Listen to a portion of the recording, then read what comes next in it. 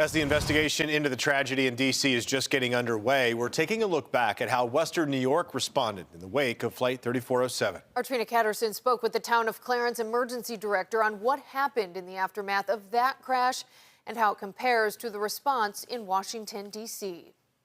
Nearly 16 years ago, Dave Bissonette stood at the forefront of one of the greatest tragedies in Western New York. He was the emergency manager for the town of Clarence back when the plane crash happened in 2009. Now retired, he says the situation in Washington, D.C. is vastly different due to the nature of the incident, meaning recovery efforts and the investigation are going to take much longer. I think I can speak for all of the first responders in Western New York. It was really difficult to not start to relive the chain of events that we had here. Flight 3407 crashed into a house in Clarence Center on February 12, 2009.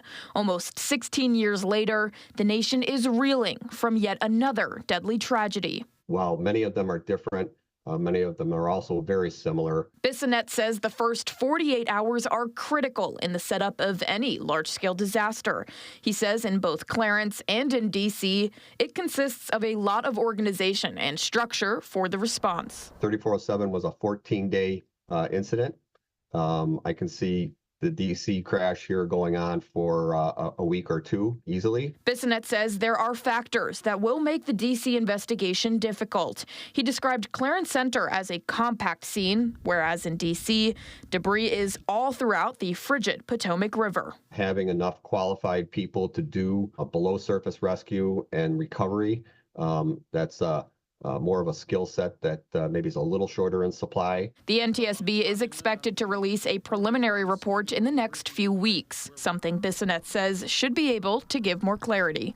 On the 3407 incident, they didn't seem like they wanted to be a partner, but that really wasn't true. And we got to learn and understand their process as time went on, and that was very valuable.